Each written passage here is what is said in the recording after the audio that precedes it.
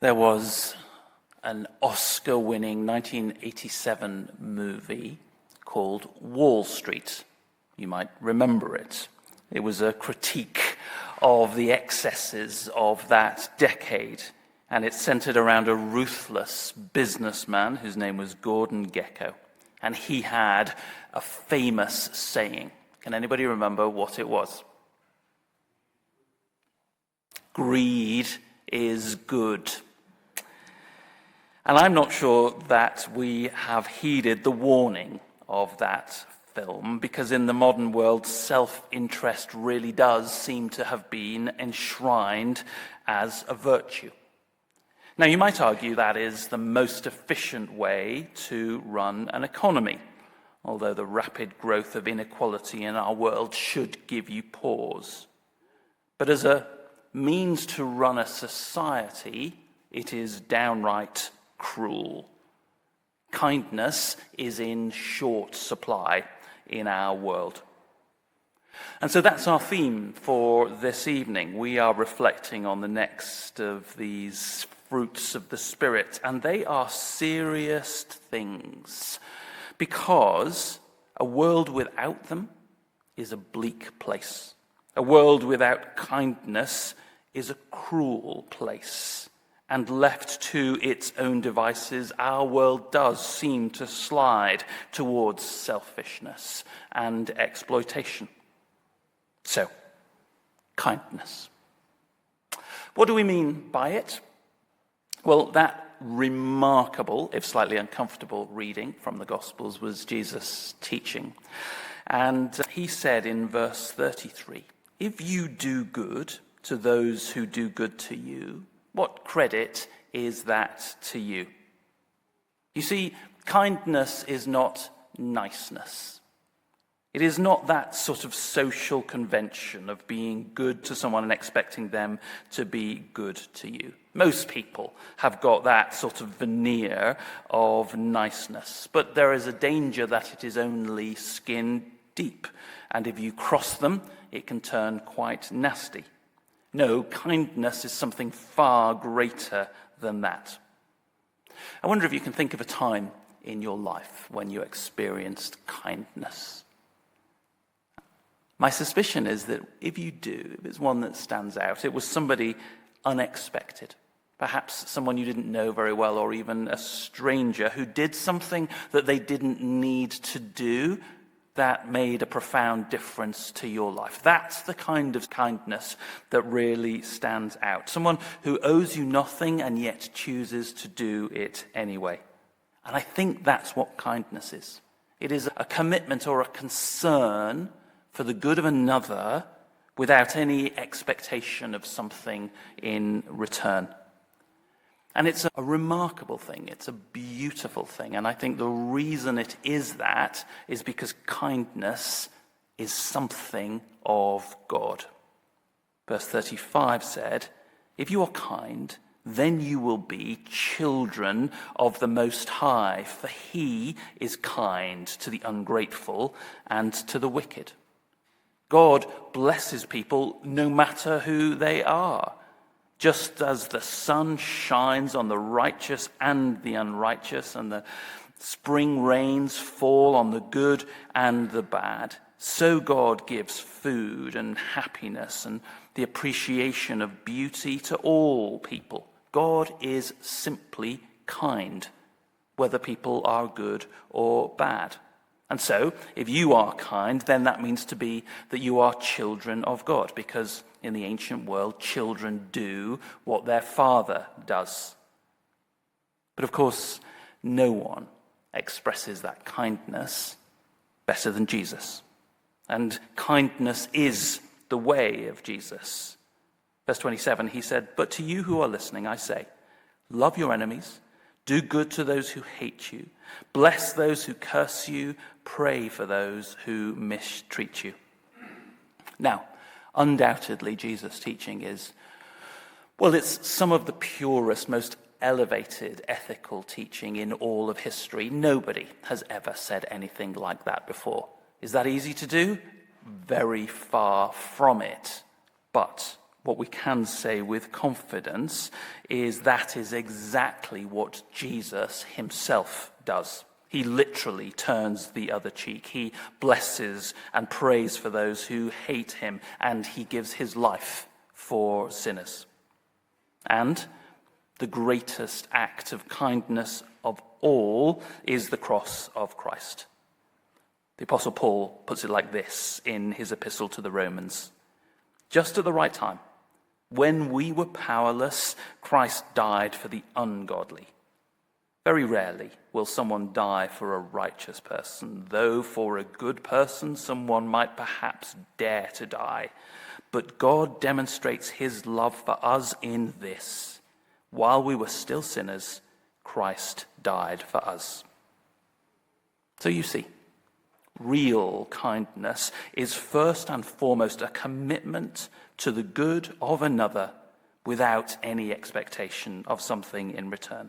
God is not nice, he is radically and redemptively kind.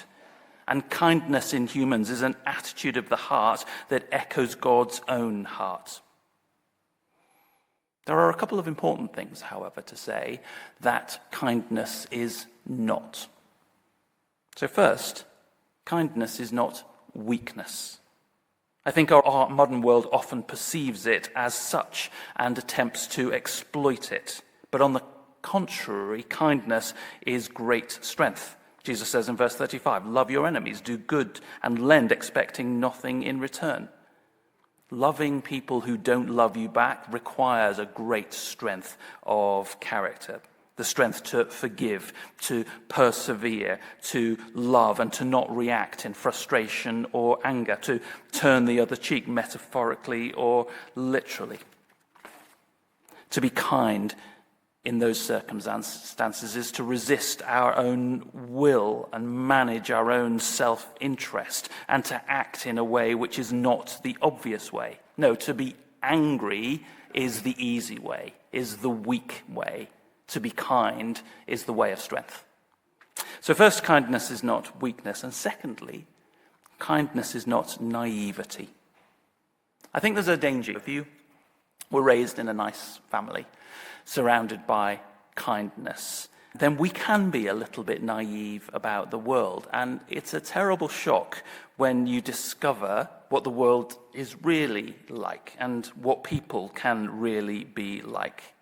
Jesus was kind, but he was never naive about people.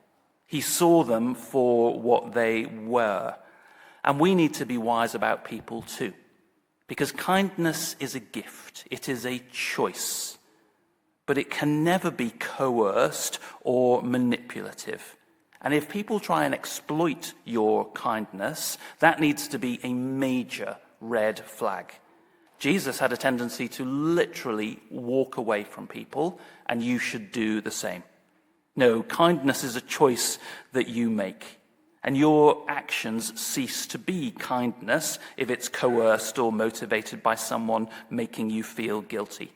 We need to be wise about manipulative people. So kindness is not weakness, it is strength. Kindness is not naive, it is wise. But true kindness can change the world.